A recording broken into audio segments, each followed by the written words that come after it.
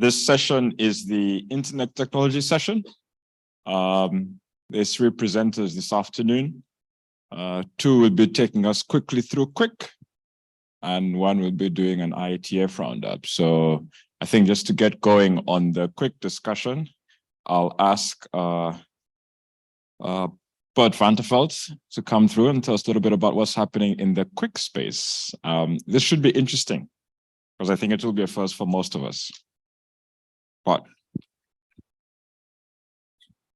Thanks, Mark. So a quick view on QUIC. So I'm Bart van der Velde. As Mark said, I work for Cisco. I'm actually in the networking CTO office, and we try to do useful things, trying to figure out what's going on the internet. So today, I want to talk a bit about QUIC, but also about some data points that we're seeing on the actual traffic flowing on very large networks. But before I get started, I just want to make a quick memory call out to Mark Gallagher, who's one of the really smart folks that started some of this work. Unfortunately, he passed away in 21 very suddenly. And we keep him in mind every time we present this topic. So a quick agenda here. I'm going to talk a little bit about data points, what we are observing in terms of TCP versus QUIC in various networks across the world. It's top-level abstracted data. No harm was done in collecting the data. We didn't violate anybody's privacy or anything like that. But I think it's going to give you a very interesting view on what we actually see out there. I also want to spend a couple of minutes on a toolbox ideas that we have around dealing with QUIC and trying to increase the capability of network operators to actually deal with it in a smart way as you are thinking about building services, providing services to end customers. And I'll illustrate that a little bit through a number of use cases that I've put together based on customer feedback. So let's dive right in. First of all, the data points.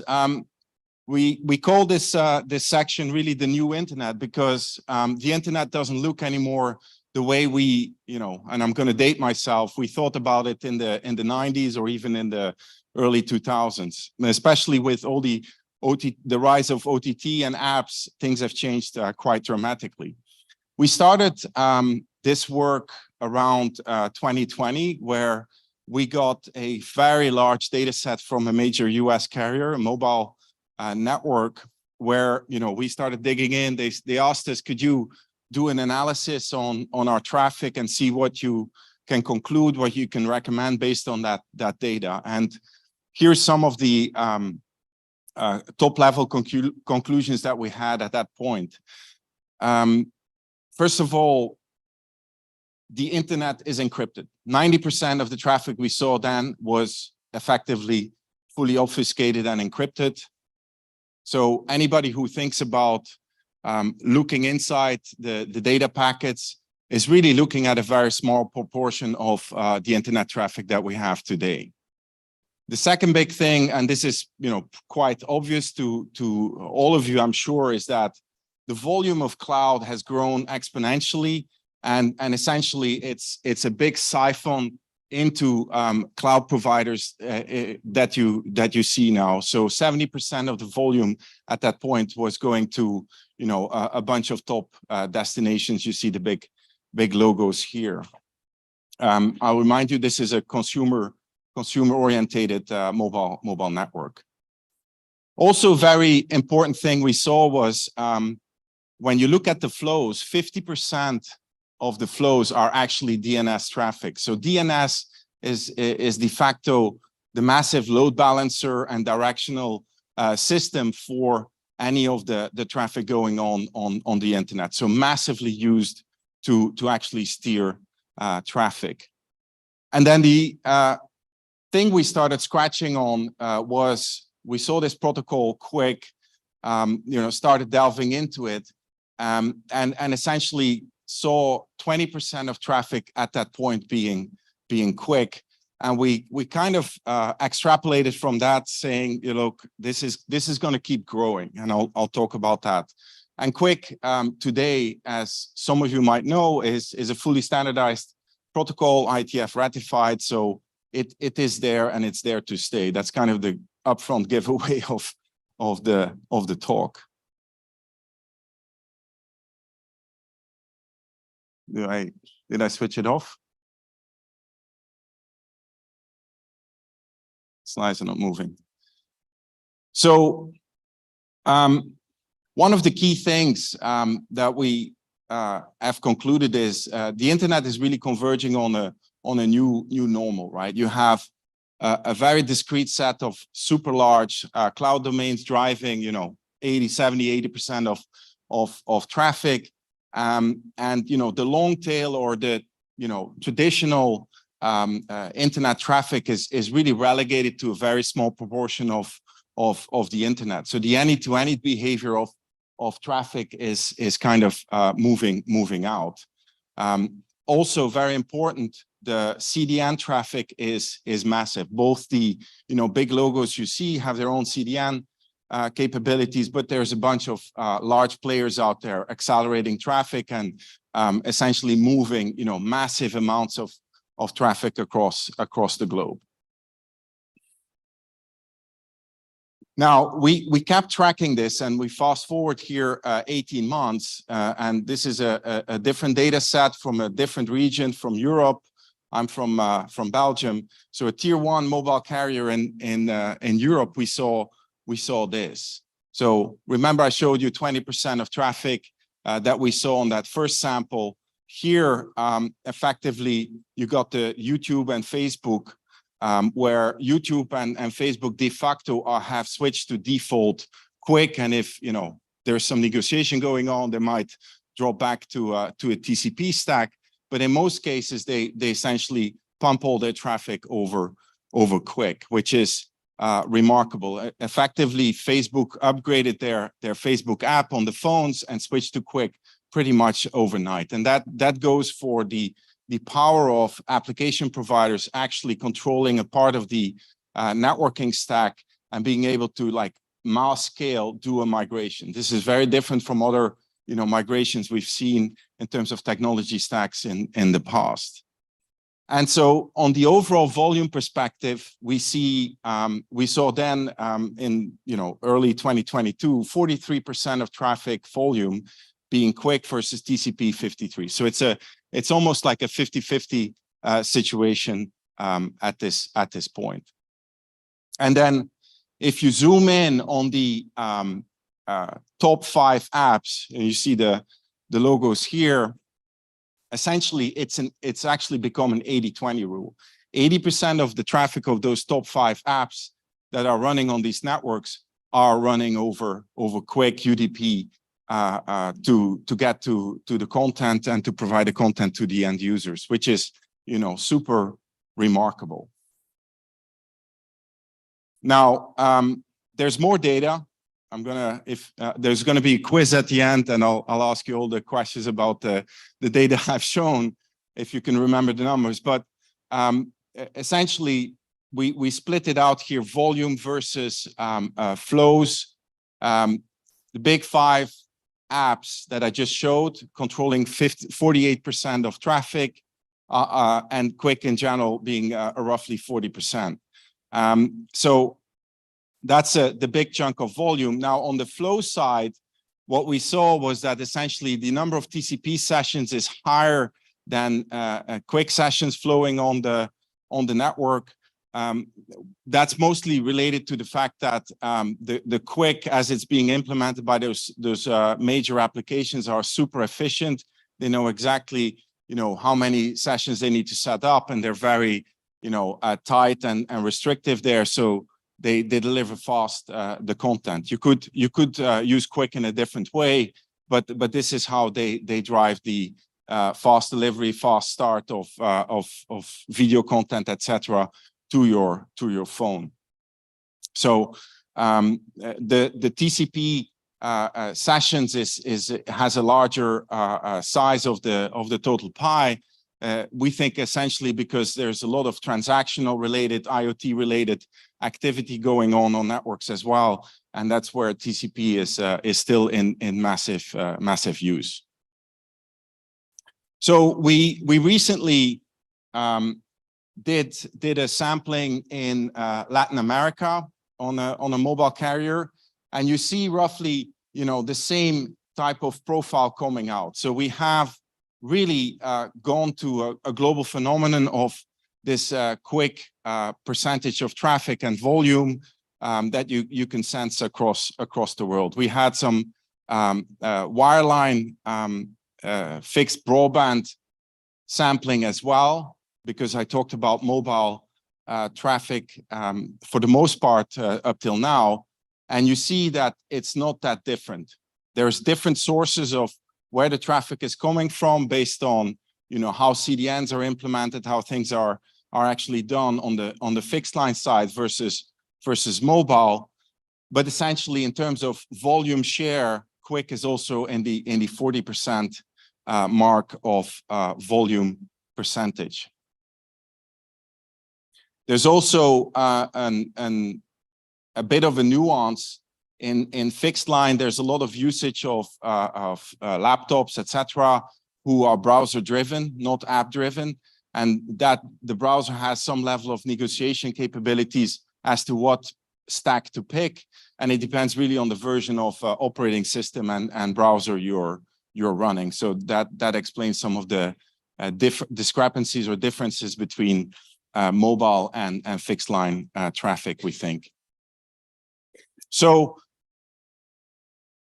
what does this all mean? Well, one of the important things we want to call out and we want to have all of you think about is essentially we believe that, you know, the old network design assumptions are being challenged, right? A lot of networks have been designed with TCP behavior in mind, where as you action on an IP packet, something will be done on the TCP level to slow down traffic and so on and so forth. So you kind of do something to the IP packets and TCP will take care of the rest. Now, the QUIC goal is really very different. And, you know, Jeff, who's the next guy up speaking, I quoted here, you know, some of the work he did, where essentially it demonstrates that QUIC is all about the my app performance, right?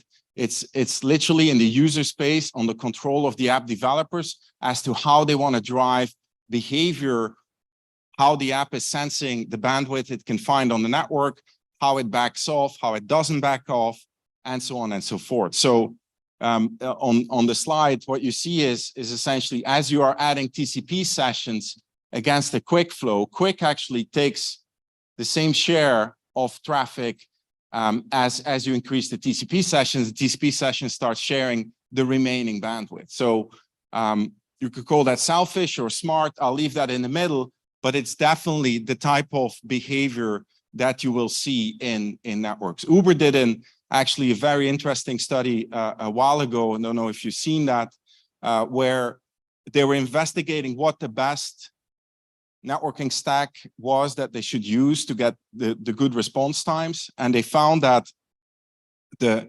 worse a network was, the more explicit the benefits of a QUIC setup would be for them, to make sure that, you know, when you open the Uber app, you actually get immediately, you know, a response versus, you know, if you get a lousy response, you actually start switching to potentially another taxi app or whatever the case might be. So, you know, this is all, I think, things that we need to take into account and start considering how, you know, we are going to, you know, move forward with design assumptions in IP networks based on these kind of application level behaviors. Now, I use the word QUIC quite a bit, and if you've been Googling it with a K, you're not going to get a good response. But that's not all, right? QUIC is essentially a building block in a new application stack. HTTP 3 actually is running on QUIC, And that runs on UDP, right? That's the setup. All the traffic scheduling is done within the QUIC stack. UDP is just there to get things across the network. Now, another building block that is being used extensively is DNS over HTTPS, which essentially obfuscates DNS queries on your network. They go straight to the cloud of choice where the app actually resides. They do the resolvement. They figure out where you're going to get the artifact or the content that you want, where it's sitting, redirect, and so on, and just be the control plane for the app, integrated with obviously content caching, etc. And then the third piece is really domain observation with encrypted SNI and encrypted client hello. Essentially, it becomes super difficult, if not impossible, to figure out while you're observing the traffic what domains are being accessed, right? So your granularity of visibility is being reduced. There's a lot of literature out there, especially from a couple of key players that will show you that is the ultimate goal, right? To obfuscate all traffic for an intermediate that is typically an operator, right? So the headline here is that traditional deep packet inspection that relies on many of these handles is becoming ineffective. That's not to say that it's useless, because there's still TCP traffic. There's many ports being used, so you can observe a lot of things. But there is a part of the traffic, and it's growing fast, that is increasingly difficult to capture with traditional technology. In case you still had any doubts, this stack is fully in business. A lot of the companies here I'm showing have significant investments in building their application delivery infrastructure around this stack and are continuing to move forward with it. A good example, I think, is the Apple Private Relay that was recently put in the market as a privacy tool, which essentially uses a QUIC DOH setup to send all your Safari browse traffic to a proxy, an Apple proxy. They onion route it to an outgoing proxy off to the internet, obfuscating the relationship between source and destination, and using the protocol stack that I described to achieve that, right? So in a traditional networking person's terms, it's like a application-driven VPN, if you like, which is disintermediating anybody that is transporting the bits. So I want to spend some time talking about a way to actually effectuate some actions and policies and capabilities onto IP flows, walk you through a bit of a toolbox, and then illustrate it with a few use cases. Because we've talked to quite a few customers in the past few years, and they came up with a bunch of questions like I want to be able to manage video downloads versus video streaming within a same application domain. Think Google downloads versus a Google YouTube stream, and prioritize between the two, make sure I still deliver good quality of experience, increase my efficiencies, etc. We can't do it with our current technology. Same for managing Snap videos versus Snap apps. The overlays that get projected on Snap. I had to ask my kids what they really meant because I don't use it. But essentially, you have overlay capabilities on Snap video.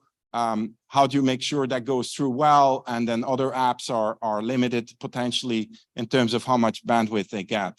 Also, accounting questions we get, and more generically, help me identify and manage QUIC flows, mitigate the impact on radio, for instance, or any scarce delivery medium that I'm using, whether it's DSL or fiber or whatever the case might be, right? So all in the name of maintaining a set of quality of experience and quality delivery capabilities towards end customers, while making sure that you stay efficient and you don't have to throw only bandwidth at the problem.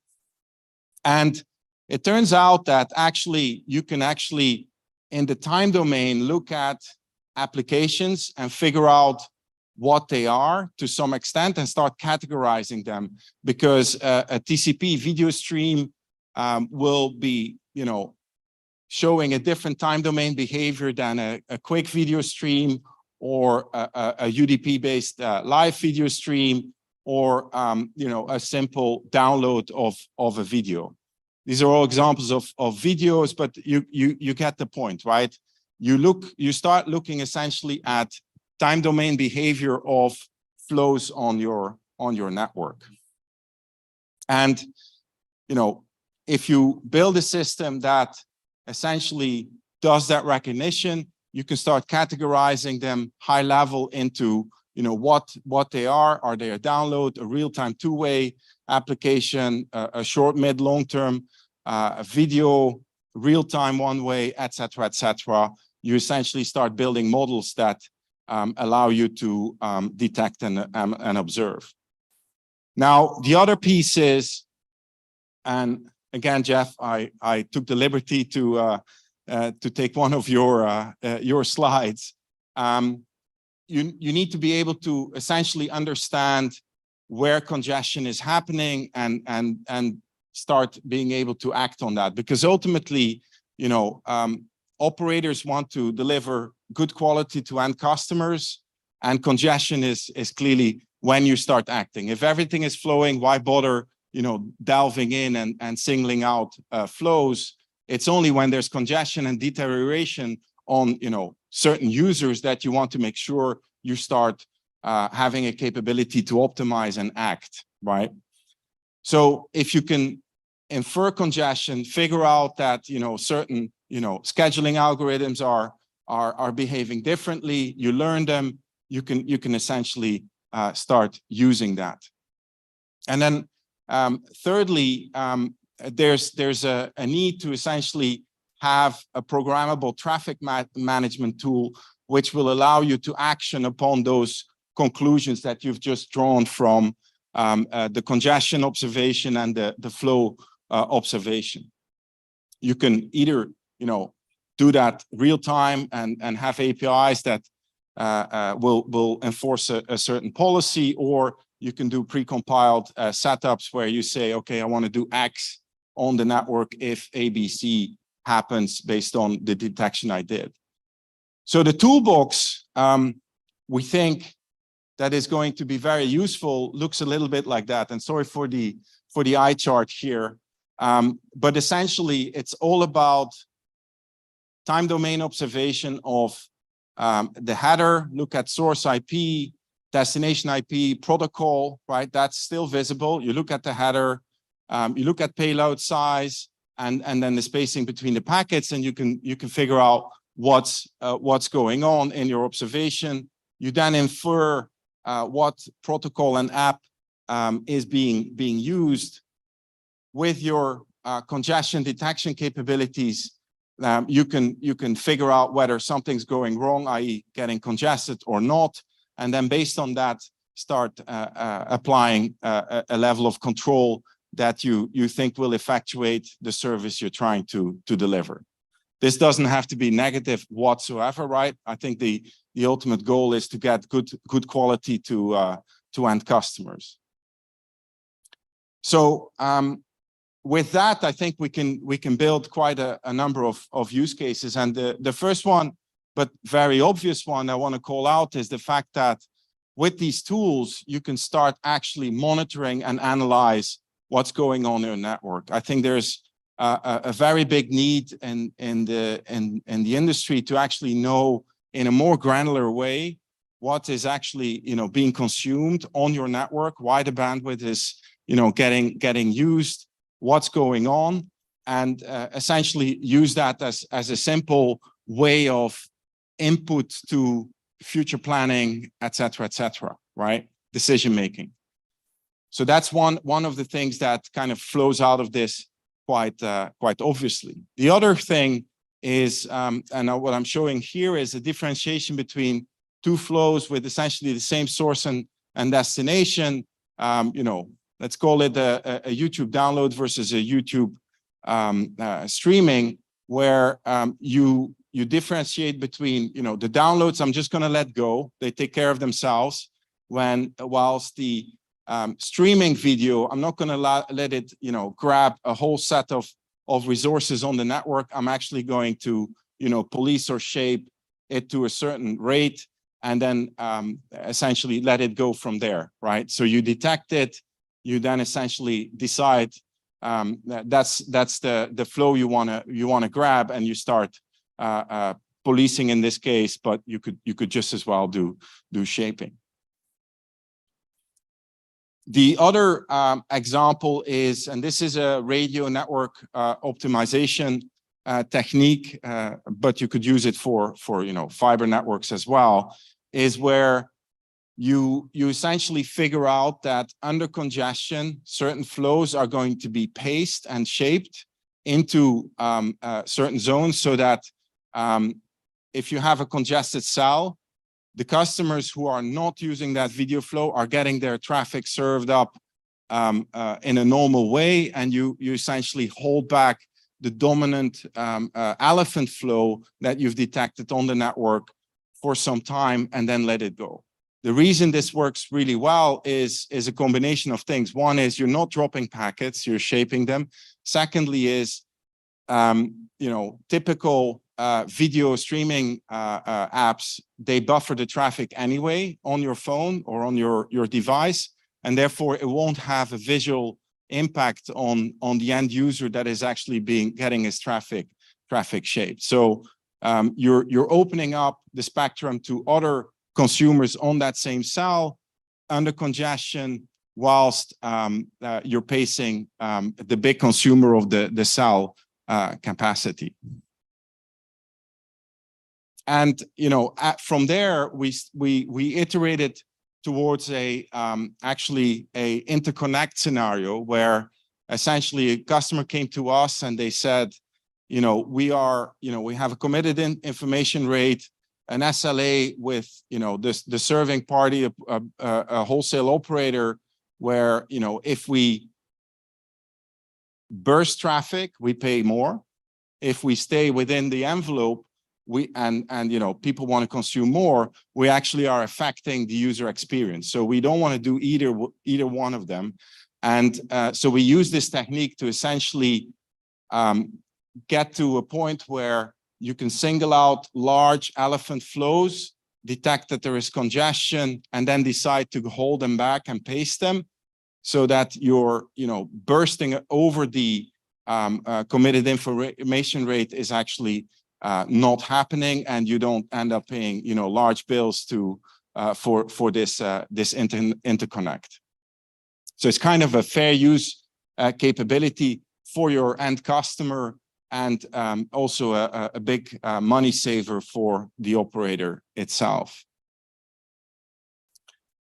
And then from there we actually ended up with the customer asking us, could you use this technology to protect real-time traffic? And what you essentially start doing there is detect the flows that are generating the real-time traffic, protect those, and then essentially manage the non-real-time traffic flows on that same link by granting them an envelope which is total bandwidth minus the real-time traffic consumption, constantly tracking that, and essentially making sure you have very nicely conditioned real-time collaboration applications going, and then the other flows are just within the minus envelope. So these are things that we believe are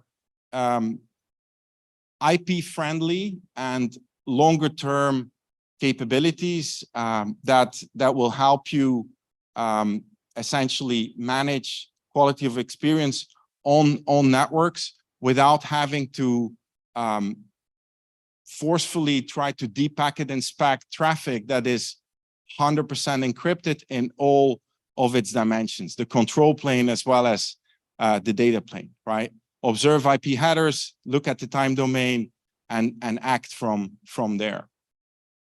So I hope this gave you a good view on a set of data points and some thoughts around how to deal with this new setup that we're seeing running on all of your networks. Thank you.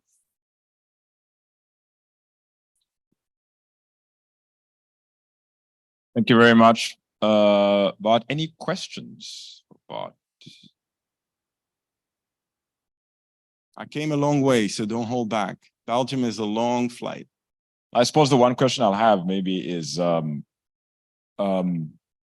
so should the community be concerned? Because my guess is, you know, with the exception of the work you're doing and the work Jeff's doing, maybe most of the community know about QUIC, but maybe don't understand the impact that it either has or is going to have. Should they be concerned? Should they be looking out for anything? So I you know, there's concern is probably a pretty heavy word, right? I think the awareness is the key number one point. The chances that QUIC all of a sudden goes away and stops being utilized are nil, right?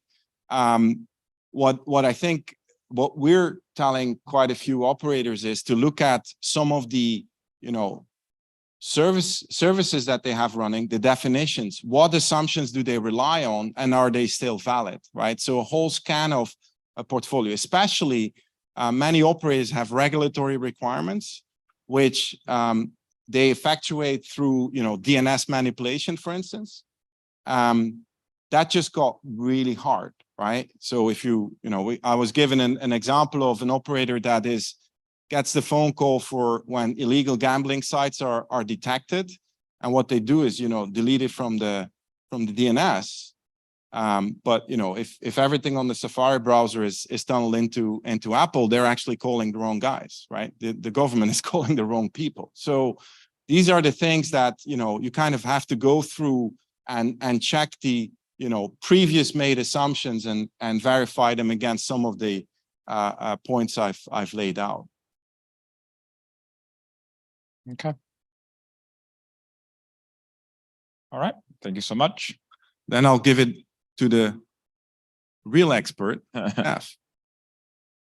So Jeff will come up and do his version of QUIC, which I think will mostly focus on measuring and the outcomes he's seen. Thanks, Matt. Jeff Houston, APNIC. You know, in a room, I don't know where, and I don't know when, and it's entirely fictitious. It's a conversation between Google and the networking folk, the folk who run networks. And the conversation is where Google says, will you stop mucking around with my TCP sessions? Stop throttling me. Stop changing the behavior and the service of my app.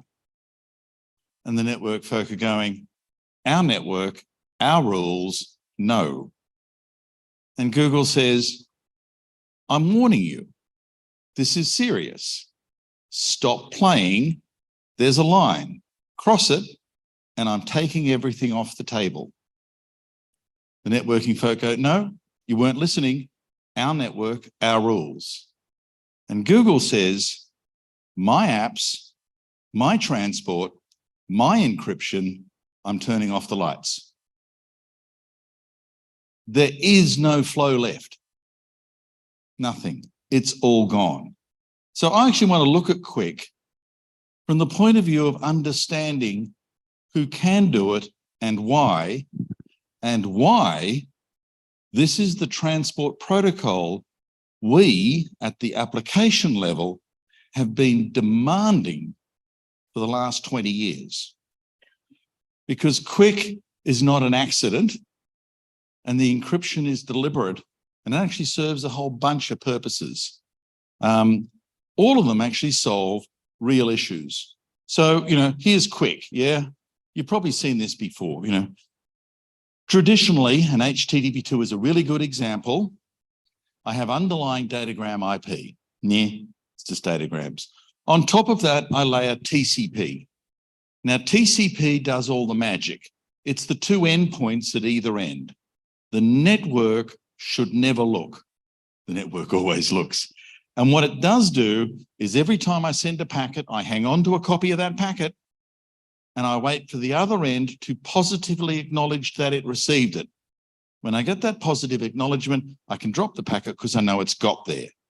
So it gives me data stream integrity. But there's another interesting property, because every time I get an ACK back, I know a packet has been removed from the network because the other end has acknowledged it. It's taken it off. So if I send a packet for every ACK, I'm maintaining a constant pressure on the network because the amount of traffic in flight is steady. Great. What's the rate that I should go at? Well, I don't know. So says TCP, why don't I be subtle about this? For every ACK, I'm going to send one packet plus a bit. So for each packet I get back, I'm going to subtly increase the pressure on the network. I'm going to load more traffic in. The result is, of course, that you start seizing resources. It's all end-to-end. And at some point, the network goes, huh. Now, the way the network goes, huh, because that's not a technical term, is you actually start loading up network buffers, the buffers fill, packet drops, TCP goes, aha, I was going too fast. I'll drop my rate and do it again. So that's congestion control in TCP. Now, TCP is in the clear. This is a protocol from 1980. There was no hostility. We loved each other. It was a wonderful place. This is not today. So all of this was in the open, right? The world today is vicious. Vicious, mean, and glows in the dark. It's just toxic. And what we need and require is to actually run this through Wi-Fi, through radio, through places that you should never push a packet. And so we did, after a number of fumbles like IPsec, fumble from hell, we did session layering in security. So on top of TCP, we put TLS. And TLS actually does some real magic, because the first part is, I'm connecting to you, nobody else. But you need to prove you're you, my bank, my whatever. Send me all the details that allow me to actually assess I've got my packet to the right place. And if that's true, authentication, let's set up a session key and let's encrypt the payload. TCP, the control is still out in the open, but everything else is now encrypted in this veil of secrecy that uses a unique key per session. And over this, I layer HTTP. But this isn't your mother's HTTP. This is HTTP2. So I've got multi-stream. I can send multiple things at once inside that one TCP session. And that's what we're used to. That's HTTP2.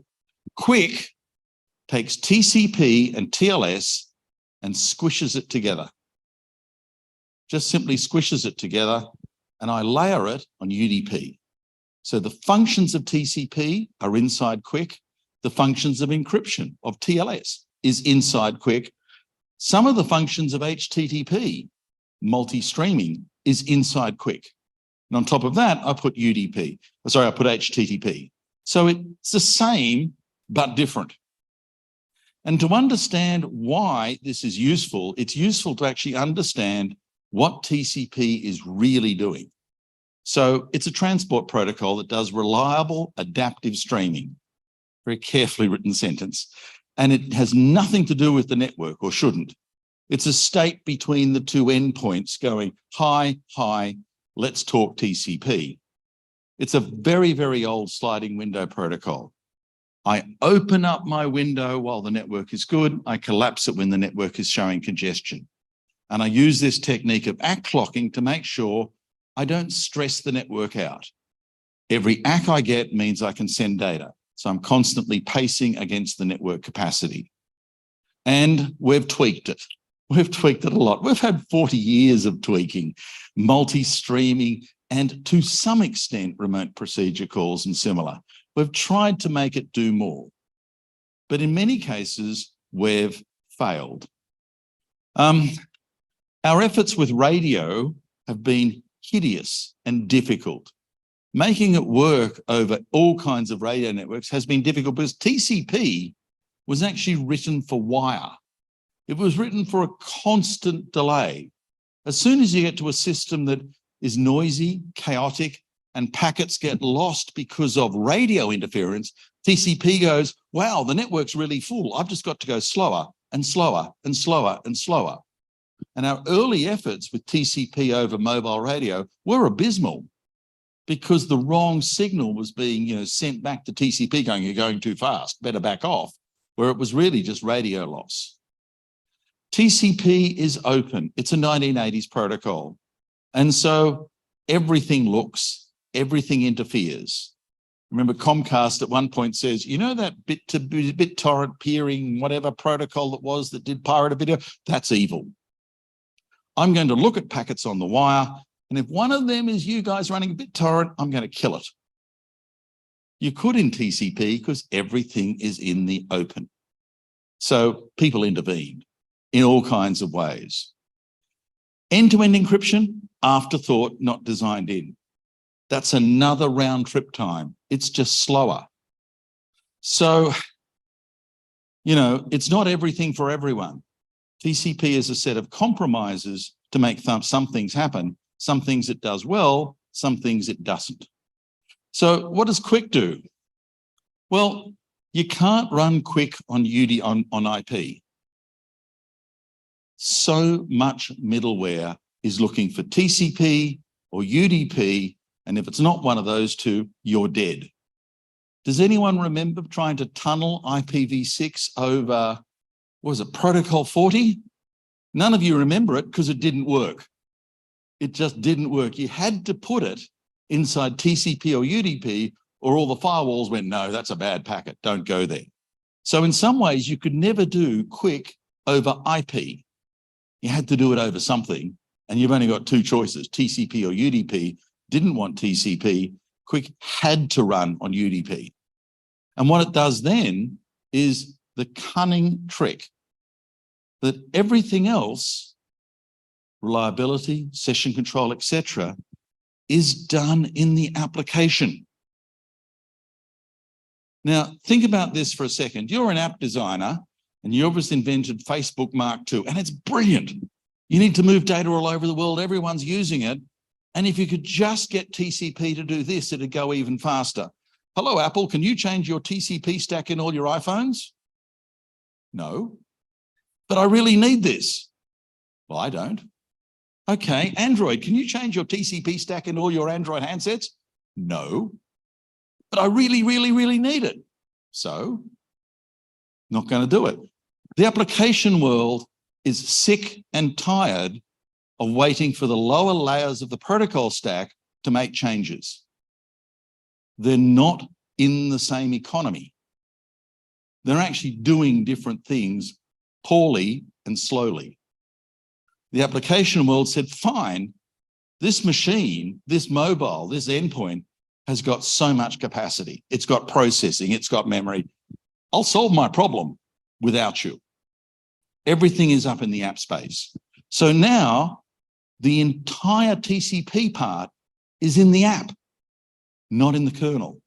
Multi-streaming, sure, no ahead of line blocking. I've got multiple flows inside one QUIC stream. I'm faster because encryption and transport is all in the one handshake. I'm in the app space. Every new update can tweak. I'm not waiting for everybody else. I'm my own application ecosystem. I have control. My money, my control, my app. So QUIC encrypts it, stopping everyone else from looking at it as a side effect, but I encrypt it because you can't rely on it anymore. I'm taking it off the table. You can't build middleware that looks at QUIC because there's nothing to see. You can't ossify QUIC because I'm not going to let you. because you did it to me once, you're never going to do it to me again. I'm learning. All of that remote procedure call stuff, record variation, so on, everything we wanted from TCP is in QUIC because it's a 2020, in fact, it's old, it's 2010 style protocol. It's learned. So this is the transport protocol we've been waiting for decades to get. It even is astonishingly address agile because it has to be. Nothing end-to-end in the V4 network works across any NATs, or it doesn't, it's no good. So QUIC is actually weirdly address agile because it uses a trick that I think was first in the host identity protocol.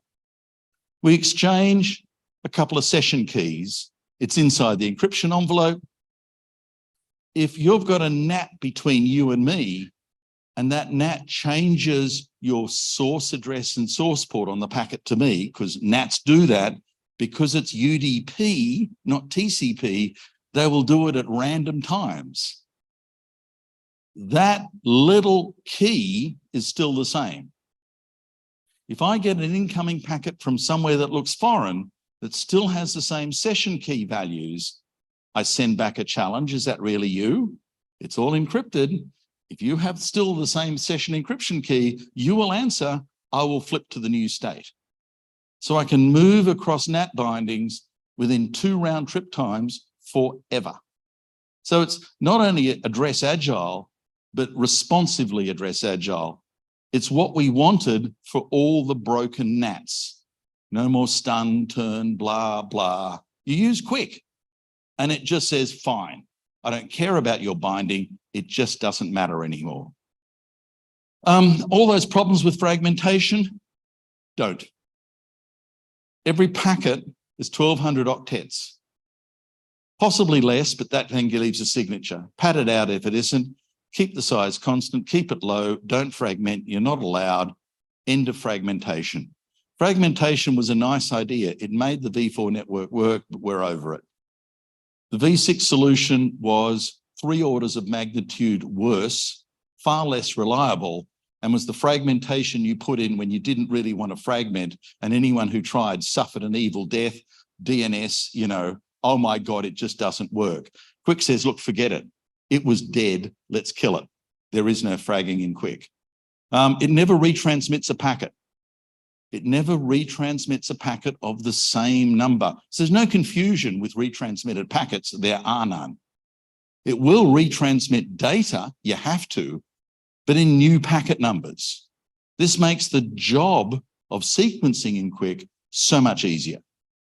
And for radio networks, and just for radio networks, it allows the radio system to munge and hack at your data and allows you to do basically selective acknowledgement with up to 256 frame gaps per SAC packet to go, okay, that was a bad hit. You fragged this stuff.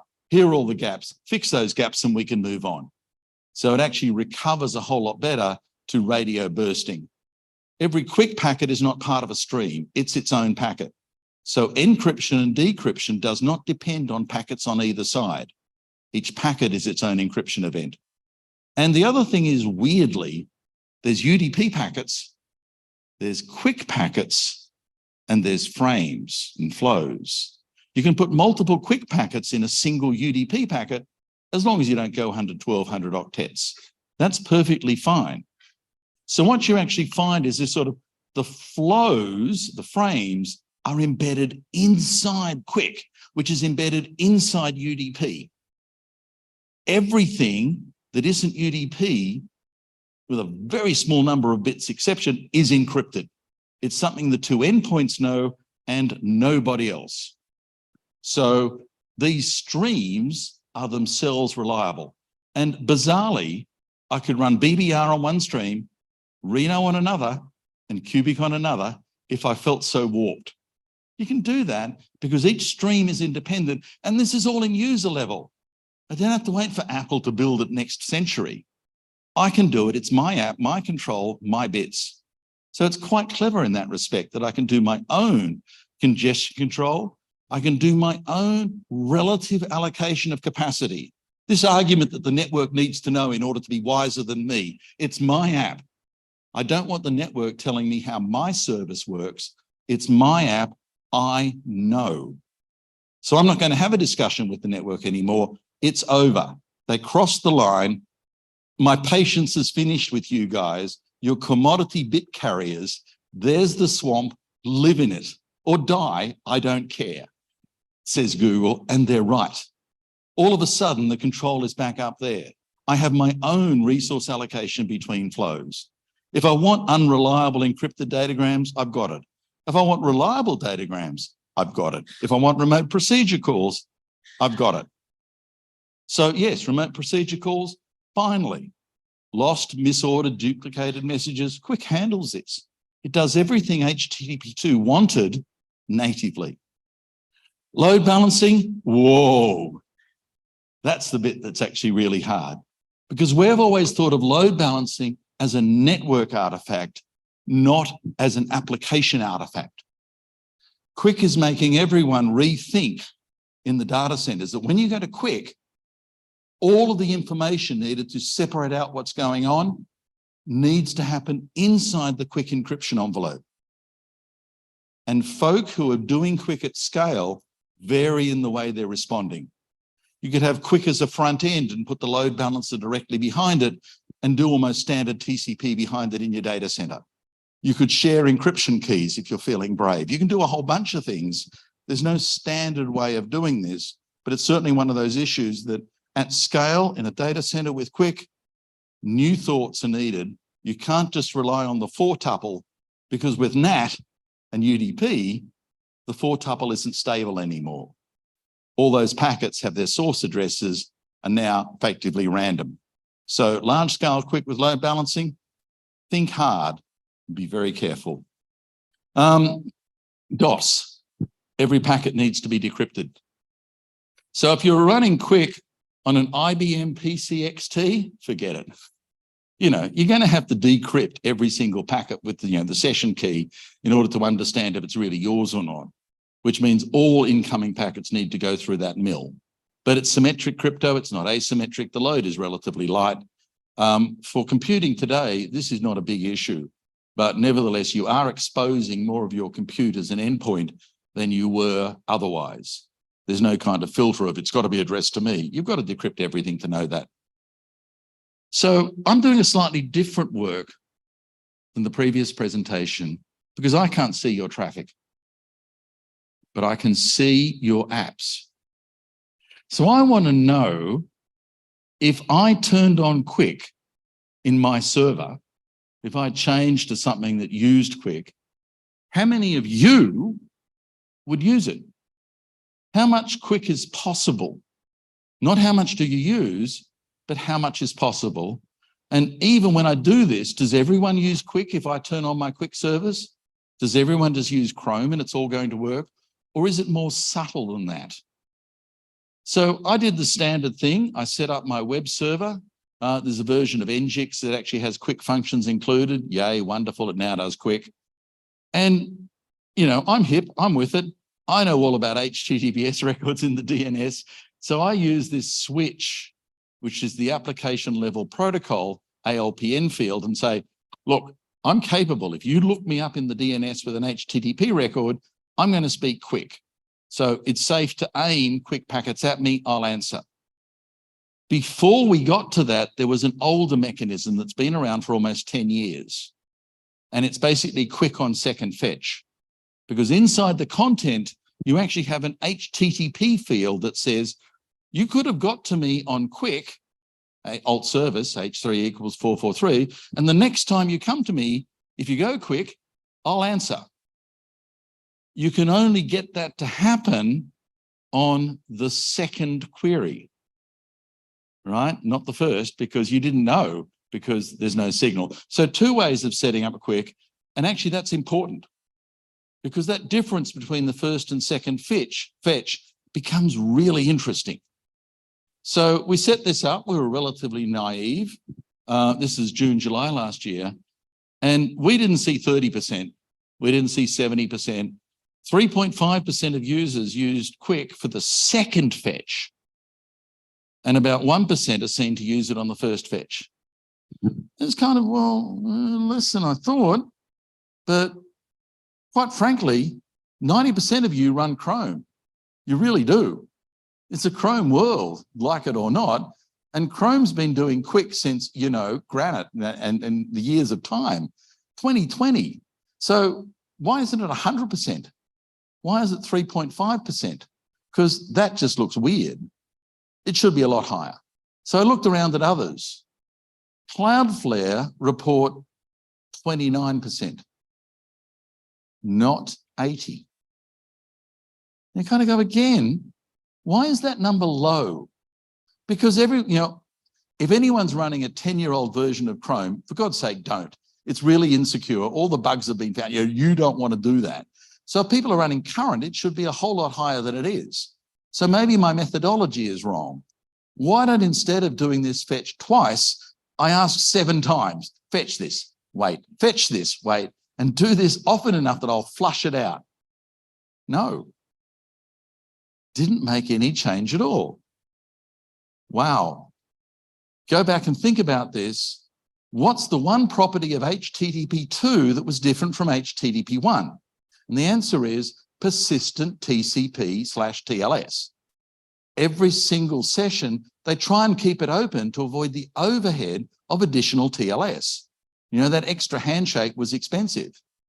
And so every time I fetched again and again and again, the old session just went, yeah, right, fine. You want it again? That's no problem. I'm just going to deliver it again across the existing HTTP2 session. So this is a keep alive problem. Let me set the keep alive to 0. So now there is no persistence. The server will shut you down on every single web object fetch. No, that was worse. No QUIC whatsoever. Because Nginx has this setting that says, if you didn't want persistence, you really didn't want QUIC, did you? So I'm not going to do it. So it just turns it off. Oh, well, okay. 1 above 0 is 1. Let's try 1. And I set it at 1 and all of a sudden 60%. And I'm kind of going, wow, that's an interesting lesson.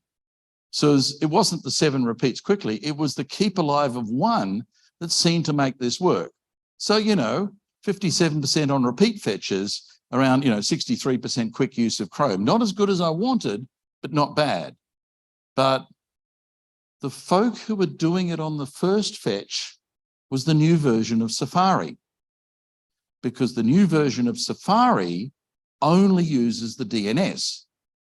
And with a keep alive of 1, it sort of went, you're not serious, are you? And so if I go back a little bit, what we actually find is that thing there, the blue line, which is low, because not everyone has Apples and Safaris because it's really expensive, went to 0. And it's kind of, well, that's no good. How can I make this sing and dance better? And it's kind of, what's the default value of the keep alive out there? And the answer is 65 seconds. So why is Cloudflare having such a low QUIC rate? Because of a 65-second keep alive. You've got to be very clever to sort of come back and do a second fetch after the original HTTP2 session has shut down. So you've got to wait for more than 65 seconds and the same client has to fetch from the same server. And that's a mighty web page that does that. It's not very common. So Cloudflare's numbers and many other people's numbers are low because of that default keep alive value is way too long if you're trying to look for QUIC. 1 second is too short. Okay, 1, 65, 20. Any science behind 20? No, it's just a number between 1 and 65 that's not close to either. Good enough. All of a sudden, when I set it at 20, Safari's happy, and I'm up to around 8%. Chrome is happy, and that's my fault, by the way. I'll take it. I'll take that. Chrome is up around 60, which is kind of okay. It's not as high as it should be, but it's better. Where do I see lots of QUIC use? Where do I see lots of Chrome? And so what you actually see, and this is one of the most surprising maps of the world, where the US is not, I'm out there, I'm doing this stuff. It's actually Europe, India, Africa, South America, Asia. Has a huge amount of QUIC use that I can tickle by doing it this way, right? So if you had a QUIC server and you're running in India, it will just work. It will just fang along. As long as you got your keeper lives right, all your traffic will be QUIC. Who isn't doing it? Wow, what a surprise. You can probably guess the answer, but there's not a lot there for what I think are pretty obvious reasons. So yeah, it's kind of the reverse of what you'd expect, because a lot of this over here, Apple has a much bigger market share. And to make it work for Safari, it's not the content switch, it's the DNS switch. And how many folk have provisioned their names with an HTTPS record? Not a lot. Because if there was a lot, that'd be green, but it ain't. So that's the reason. That sort of, I'm doing it in the DNS, it just takes time. And there are two countries that I wanted to call out, because there are two countries that decided that QUIC was evil, even more than the network operators think QUIC is evil. One is Ethiopia. I see you, I'm finishing. That's it. And one is Iran. That's another. It's over. They just had it. They realized they had it. They turned it off. Who's doing QUIC and why? Well, that's obvious. Apple Mac in Safari, Chrome does it on the second fetch. So obvious. What's the packet size distribution? Basically 1200. What's the connection loss? Surprisingly, the firewalls let it through. UDP port 443 kind of works, failure rate 0.24%. Didn't think that was the case. Is QUIC faster? Yes, it's a whole round trip time faster because I'm not doing a second round trip time to bring up TLS. So all of a sudden, for at least 2/3 of the folk that I observe in even a tiny fetch, removing that second round trip time, QUIC is faster. QUIC is always going to be faster. It has to be faster. It is faster. Thank you.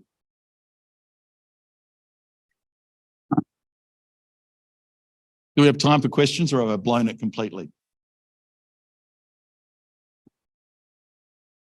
Thanks. Aya, we can take a question or two. That wasn't a question. No, that wasn't a question. So I don't ascribe to the view that Paul had that QUIC was evil and QUIC just turns off the light. I actually think the network providers and network operators made it impossible to innovate in TCP. They closed down every option. And so you either want to innovate, but if you do, you have to make them blind. You have to poke your fingers in their eyes and stop them looking. And that's what we did. And they go, oh my God, you're killing our vision. It's sort of, no, you did that to yourself. Everything else is logical. Yes. Hello, Momoka from Japan. So you said that Ethiopia and Iran shut down QUIC, and I was looking at your slide, and it used to first it had QUIC and then it went to 0. Yeah. So how do you think they detected it?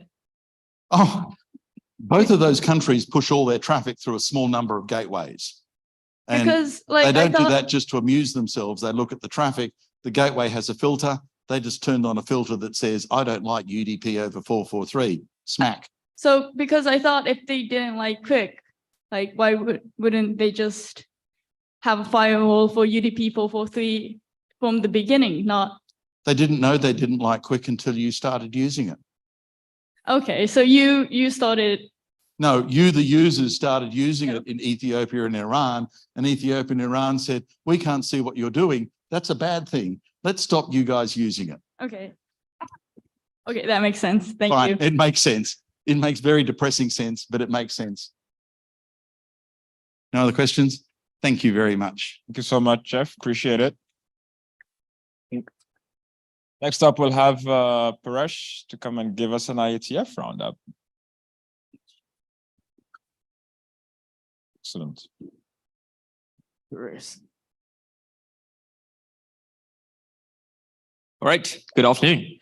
So I think this is going to be a slightly lighter kind of presentation to take us to the next break. So the topic is an IETF roundup. And this was actually prepared by Dhruv Jodi. He could not attend in person. He is online. So I'm presenting this on his behalf. And the deal I have with him is that I'll take the easy questions, he'll take the hard ones. So let's get straight into it. I think all of us here know what the IETF is. I can be pretty confident about that. I think, whoops, that's not.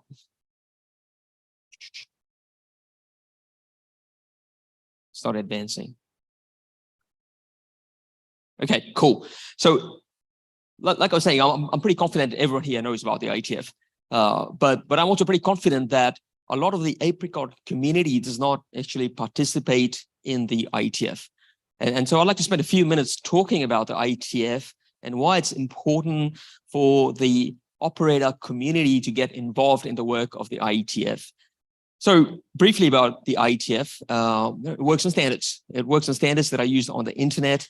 It doesn't really work on apps or the physical layer, but pretty much the whole stack in between them, or at least quite a substantial chunk of the stack between them is specified in some form by the IETF. Now, standards are important, as you know, right? It lets us have this robust ecosystem of hardware and software that can be interoperable.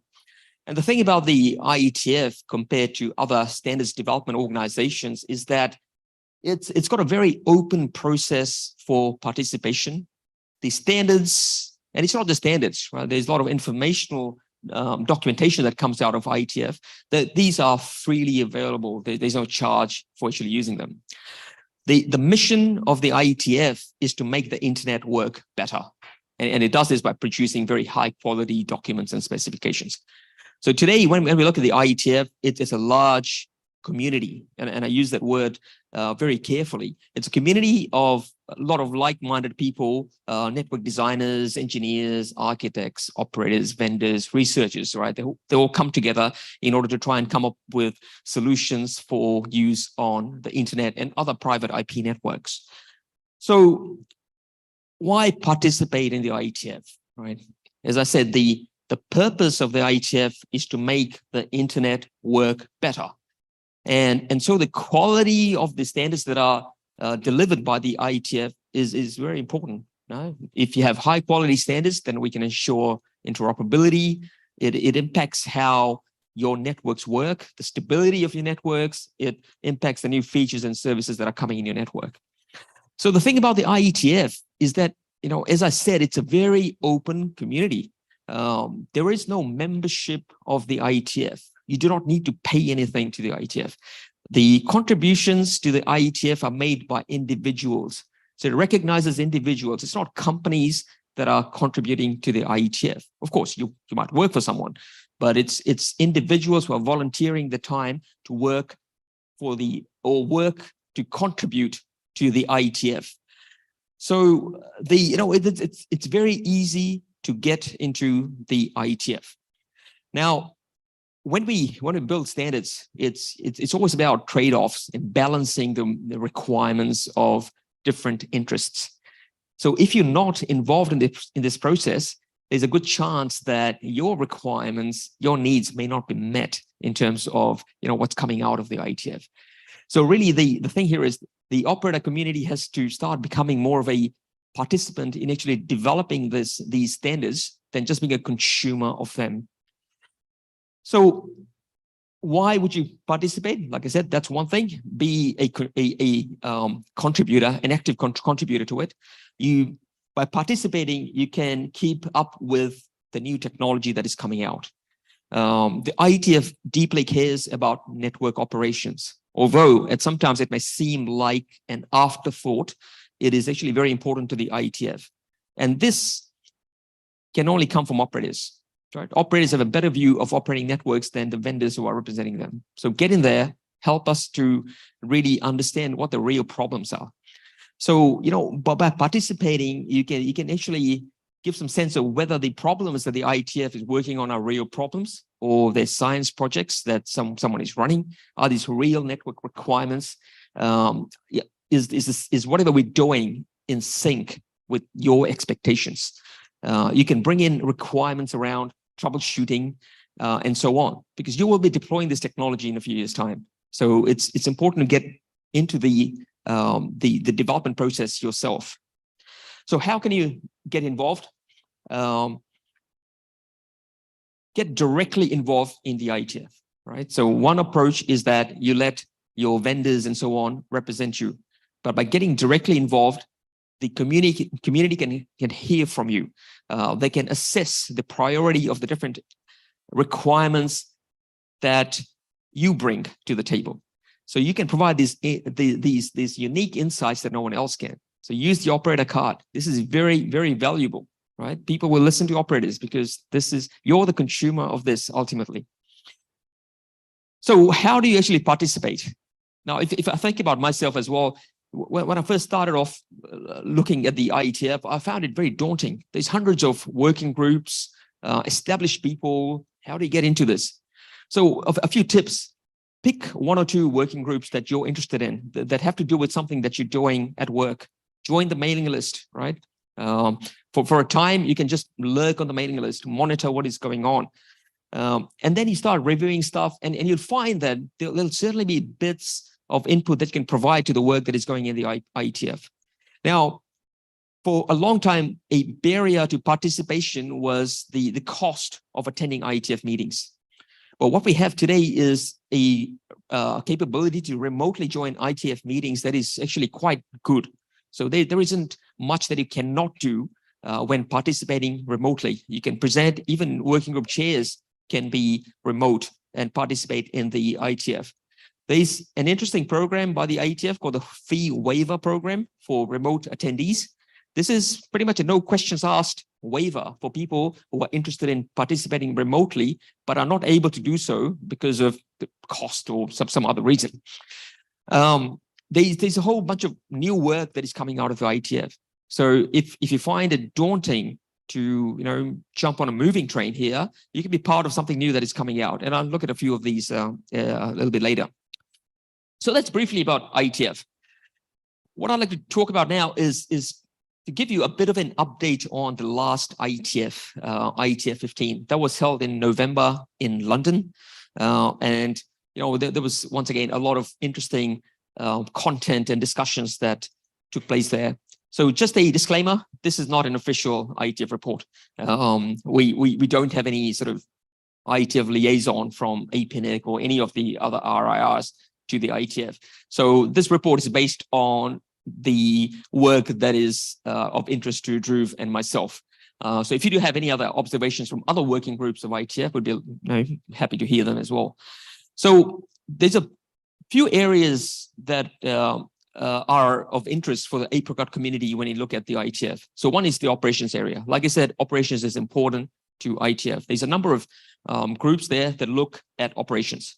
So you've got a few there. IEPG, I'll be talking about that. The ops, AWG, IoT ops, and so on. IPv6, obviously, there's a lot of interest in that.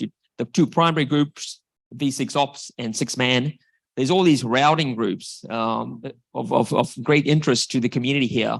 The GROW working group that deals with the operations and challenges of growing the internet's IPv4 and IPv6 routing system. There's IDR that looks at development of BGP, BES, that links their routing groups that look at the IGPs. We've got Spring, segment routing, DNS stays of interest. There's a sister organization of the IETF called the IRTF, the Internet Research Task Force. So that works on research activities. And really, if I were to sort of tell you what the difference is between the two, the IETF works on more immediate projects, shorter term, and develops specifications, whereas the IRTF looks at longer term projects and research on technologies that may sort of become IETF working groups later on. And then there are working groups that deal with measurements of various services and protocols and so on the internet. So let's go over a few of them. Now, the IEPG, this is the Internet Engineering and Planning Group.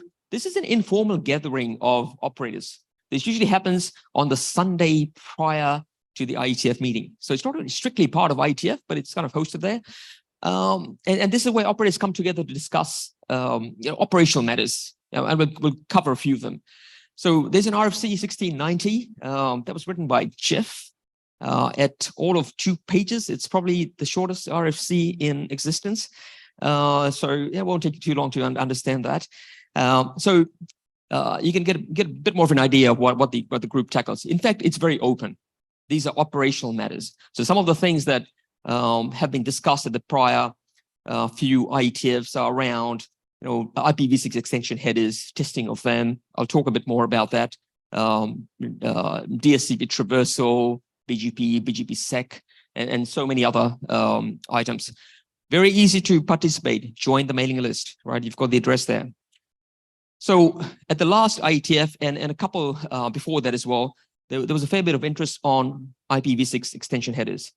So I think most of us are familiar with some of the work done on that, RFC 78, 72, for example, where it's quite well known that packets with IPv6 extension headers tend to, well, a fair few of them get dropped in the internet. So that is, something that has been interesting our operators. So we're doing a bit of work on that in the IEPG. So it's known that they do get dropped, but some of the work that is being done recently is to really isolate where this is happening. Is the routers that are a problem? Is it firewalls? Is it some CDNs? Is it specific ISPs, DNS? Where are these getting dropped? So there's some interesting work happening on that. There was also some work on a destination option extension header that's called performance and diagnostic metrics. Dhruv is involved in that himself. So this is about testing how well that carries through the internet. I mean, that's not the primary point. The point is that it does these. It provides a performance and diagnostic metrics, but it relies on a destination options extension header. Now, if a large percentage of these packets are getting dropped, then we have a problem. So it's about tackling that issue. MPLS has been around for a long time, and it continues to be of interest in the IETF. So with the typical MPLS forwarding model, we don't really look inside the network header, right? The way it works is packets are switched by intermediate routers just based on the MPLS label stack until it gets to the destination. But recently, there's been a bunch of use cases that require these intermediate MPLS routers to actually inspect the network header that is beyond the MPLS label stack entry. Some of these things include things like in-situ OAM, network slicing, and so on. So to facilitate that, there's a new bit of work that is coming under the umbrella of what we call MPLS network actions, or M&A. So this is about putting some capabilities, some extensions to MPLS to essentially carry an extension header which has some ancillary information that can be used by intermediate routers along the path to the destination. So that is progressing well. The requirements draft has been adopted. The framework draft has been adopted. There's a draft on the extension header that is in the process of getting adopted by the working group as well. Network slicing. Network slicing is something that has kind of come to the fore with 5G. And when we say network slice, it's really an end-to-end concept. In a 5G network, that's a slice that goes through from a user equipment, a UE device, through a radio access network, through a transport network to the core of the 5G network as well. So it's you could call it a composite of a RAN slice, a transport slice, and a core slice. So the IETF has taken it upon themselves to work on the part of the transport slice that goes through a network that is using technologies that are developed by the IETF, right? So a slice in essence is something that provides differentiated behavior to certain traffic flows. Now, one of the things that's been defined by the IETF is something called a network resource partition. So if you think about a slice, if you want to have some deterministic behavior, you have to set aside some resources in your network to support that behavior. So this is being done through the network resource partition, where you have a collection of network resources like your buffers, your queues and schedulers that are set aside for the use of a specific slice. So once again, a couple of documents that I've got references to there. The framework draft and the Yang draft is in active development. Have a look at that, quite interesting. BOFs. So these are birds of a feather meetings at IETF. This is where new work comes in, right? Some of these end up becoming working groups. Not all of them do. But this is one good way of getting into it. There are some special interest projects that you might want to bring to the IETF. So there's a few of them that we had at IETF 115. There's some extensions to Radius for cryptographic purposes. There's one very interesting group or BOF that was the TVR, time variant routing, which is trying to find solutions for networks where we have these scheduled interruptions to connectivity. So think about orbiting space stations and things like that. There's also already a group called the DTN group, which is the delay and disruption tolerant networking group that I've been following for some time. And that is designed for interplanetary network communication. So quite interesting. There's a few groups or other BOFs, source address validation in interdomain and interdomain networks to find issues to source address spoofing on the internet as well. So some very interesting work coming out of it. Some of these have already actually become working groups. Many interesting side meetings at IETF. Now, this is something that you don't get with remote working. One of the, a lot of work in the IETF happens in the side meetings outside of the actual meetings. So there's a whole bunch of these that happen. I'm not going to run through this in the interest of time, but some of those of particular interest to me were around the metaverse, some of the 6G topics. Yeah, I know we haven't quite done with 5G, but we're already talking about 6G and how that'll impact IP networks as well. So IAB, the Internet Architecture Board, typically does workshops at IETF as well. A couple of these were around the environmental impact of the technology that we build.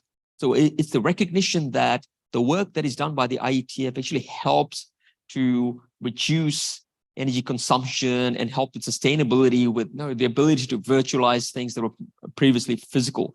But at the same time, we have a footprint on the world in terms of the technology, the routers, the switches, the appliances that we build. So how can we do this better? They also had a workshop on management techniques for encrypted networks. So once again, some pretty interesting work. There are many other topics at IETF, like the next version of NTP version 5. Work on that is starting. There was a technology deep dive on QUIC as well, on a couple of very early mornings there. So you get that. So there's this tutorial aspect to IETF as well, where you get to learn about technologies at a very deep level. Right.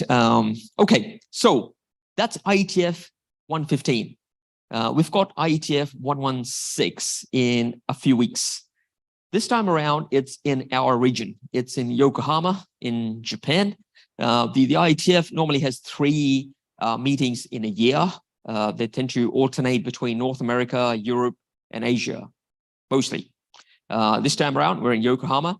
So this is an excellent opportunity for the apricot community to actually participate. Even if you cannot make it in person, take advantage of the remote participation capability, take advantage of the fee waiver. The time zone's good, so you'll be able to get some sense of what happens at an IETF meeting.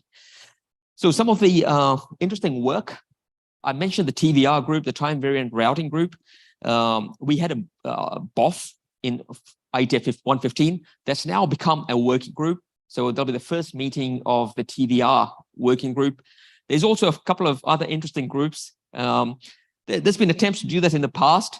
But now they're actually becoming proper research groups. So there's the UFMRG, right? So this is a usable formal methods proposed research group. So this is about bringing a sense of formal specification to specifications that are developed by the IETF, which tend to be in natural language. So can we use more formal language to describe them, make it easier for us to do testing, analysis, and so on? So some very interesting work there. There'll be a talk on the quantum internet as well. So check out the agenda. A few interesting BOFs at IETF 116 as well. Let me maybe call out a couple of them. So structured email. This is about providing some sort of structure to emails, right? I mean, as you know, it's kind of free form at this point in time. But if you can come up with a structure for emails that makes them more easily machine readable, then we can do things with it. That's the whole premise of this. There's also the CAN initiative, which is about having some technologies there where our routing can be aware of computing resources. Now, this has been driven by things like edge data centers where we have compute capability. Now, today, the ways to actually utilize this are actually quite limited, right? You can do shortest path routing, go to the lowest latency edge data center and so on. But it does not really use any of the parameters or the utilization information of the compute resources at these data centers. So this is about getting a bit more intelligent about how we distribute traffic across these edge data centers. So that pretty much brings me to the end. As I said, participation is important. Join the mailing lists for the groups you're interested in. Attend IETF meetings. Like I said, Yokohama is a good opportunity for us to get into it. Use the fee waiver if you require that. Pick a few working groups. Peruse the agenda. Read some of the latest drafts that are being discussed. And that way you'll be a bit more confident about engaging with the people who are actually participating in this. Ask for help, right? It's very open. The IETF is very open to having new members come on board, especially operators. So yeah, that brings me to the end of this presentation. Thank you very much. Thank you so much, Paresh. Any questions for Paresh?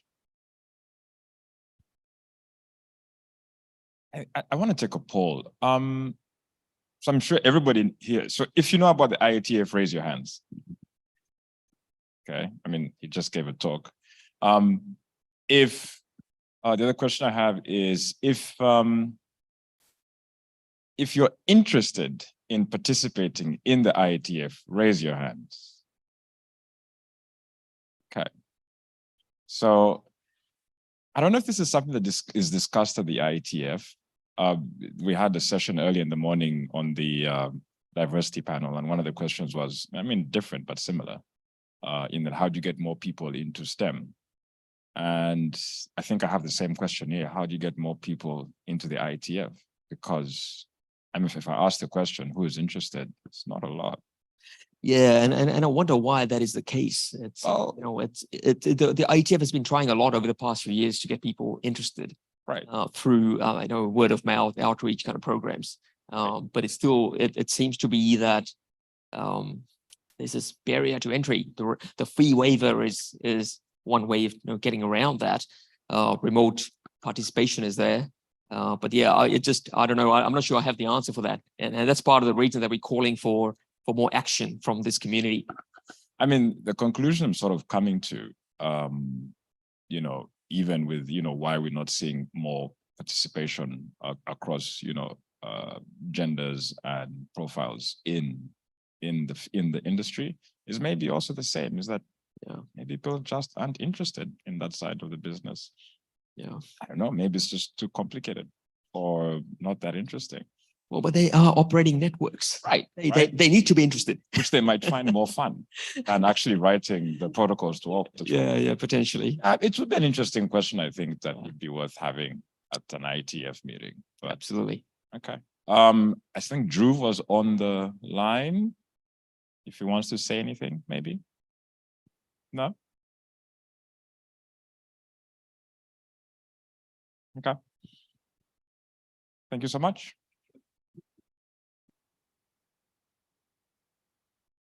How are we doing for time? I think we're done. All right, fantastic. To the dots. Okay, so break time.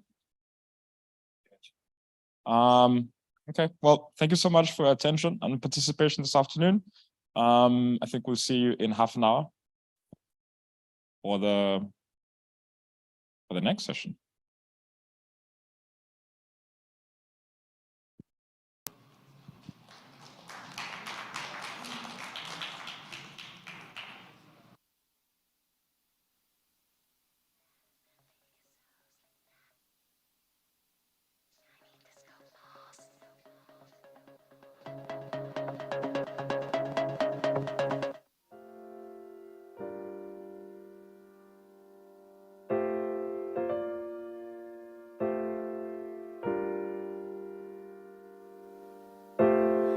한숨 같던 하루 끝 허기를 달래려 잠이 드는 아이들의 기도가 들려오네.